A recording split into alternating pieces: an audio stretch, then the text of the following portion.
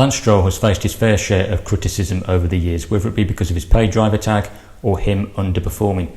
But this year it was destined to be a different story, as Aston Martin produced a fast car for 2023. But after a difficult couple of races, Lance is now at risk of facing the same questions as to whether he should be in that Aston Martin seat or be replaced. Despite winning over his critics at the start of the year after an amazing comeback from injury, Lance's inability to match new Aston Martin teammate Fernando Alonso isn't necessarily hurting his reputation, but it is hurting Aston Martin's chance of finishing as high as possible in the Constructors' Championship. While Aston Martin is still riding on a high after its strong start to 2023, there is now that feeling developing that Lance is starting to hold them back and could put their chances of finishing P2 in the Constructors' Championship in jeopardy. We're only 6 races into the season and already it is pretty clear as to the task that Lance faces just to try and match Alonso's performances. Fernando has already finished on the podium 5 times, whereas Lance's best result is a 4th place. Fernando has also qualified on the front row twice, whereas Lance's best starting position has been a 6th on 2 occasions. And the results is just where it starts, because Aston Martin is beginning to become vulnerable to the teams chasing them in the Constructors' Championship. They currently sit P2 in the standings after the opening few races, but they are now just 1 point ahead of Mercedes after both Mercedes drivers Lewis Hamilton and George Russell finished in the points in Monaco, whereas Alonso was the only Aston Martin driver to finish in the points in that race. And this happened after not just a difficult race for Lance in Monaco, he had a difficult weekend overall. He failed to make it through to Q3 in qualifying, and then had a bit of a clumsy first lap where he made contact twice with Alex Albon, and I think he slightly damaged his front wing and fell down the order. Although he started to make progress through the field, it was then when the rain arrived that his race began to unravel. He went off on the intermediate tyres at the Fairmont hairpin and damaged his front wing.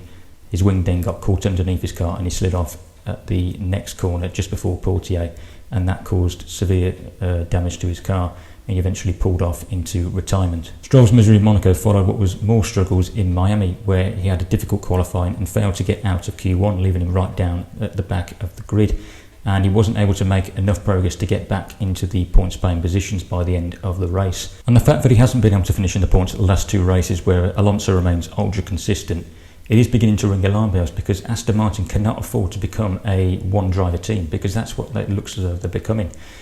When they're fighting the likes of Mercedes and Ferrari for second in the Constructors' Championship behind Red Bull, you cannot have a situation where you just have one of your drivers just scoring the points. It is not possible to stay ahead of the other teams if this is the case. And in many ways, it is beginning to undo all of the hard work that Aston Martin has done to get to this point.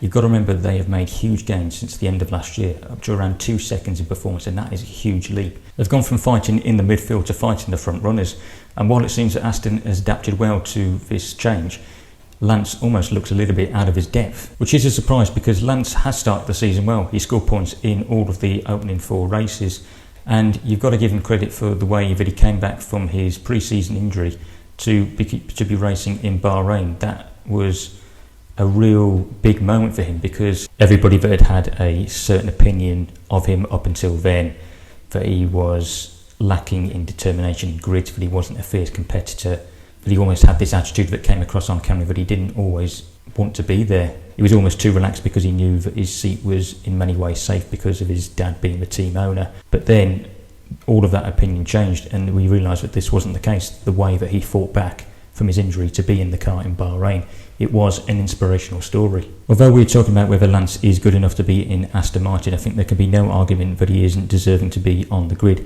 because he has proved time and time again over the years that he is more than earned his place to be in Formula 1. He stood on the podium 3 times in his career and is still to this day the youngest driver to ever start on the front row. And let's not forget how amazing he was during his junior career, how he came up the ranks. He dominated Formula 3 in 2016. I think this is simply just a case of him not being a good enough driver, a consistent enough driver to be in a top team.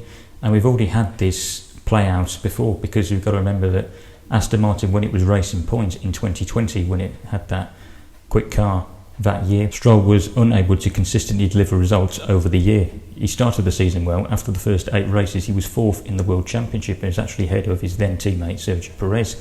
But as the season progressed, he began to fade, and it was then Perez who was getting the results. And this is exactly the same situation that is now playing out at Aston Martin, with Alonso delivering and Stroll failing to live up to the expectations of the team. On his day, I would regard Stroll as a solid driver. There has been times where he has shown just how quick and talented he is. You only have to look at his ability to get the car off the line and make up positions on the first lap. This is one of his greatest strengths, and he consistently is able to do it from race to race. He is arguably the best driver at this on the grid. You also have to look at his performances in wet conditions. Look at his amazing pole lap, for example, in Turkey in 2020. I think it's just pretty clear that he is one of these drivers that is unable to perform on a regular basis.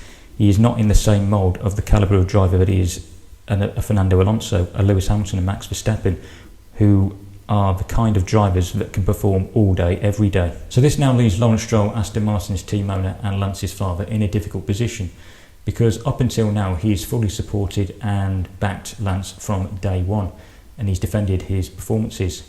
But there becomes a point where you cannot defend him anymore, and you have to just smell the coffee and realise that a change is needed. This naturally would not be an easy decision for him to make, because it would put his relationship with Lance at risk of deteriorating. But you've got to remember how highly ambitious Lawrence is as a team owner. He has a clear objective to turn Aston Martin into a championship winning team. Just look at what he's doing in terms of the recruitment, bringing in Dan Fallows, who was at Red Bull as its new technical director, the new state-of-the-art factory, and the wind tunnel that is coming next year. And on top of this, they've also signed a works engine deal with Honda, who are coming back to the sport in 2026 for the new power unit regulations. All of these changes just show how serious Lawrence is about making Aston Martin a success story in Formula 1. As harsh as it sounds, Lance cannot continue to rely on the fact that his dad is the team owner just so he can get a free seat for the coming seasons.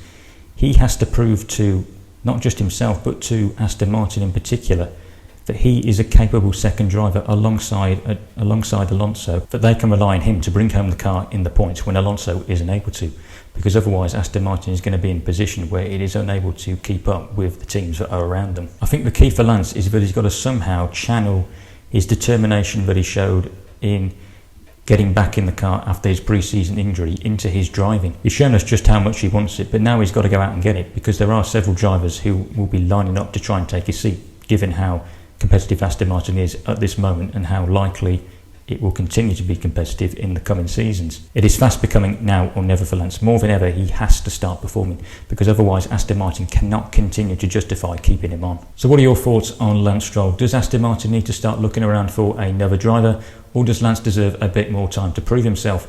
Be sure to let me know in the comments. Also, don't forget to leave a like and subscribe on this video. Thanks for watching, guys, and I will see you in the next one. Goodbye.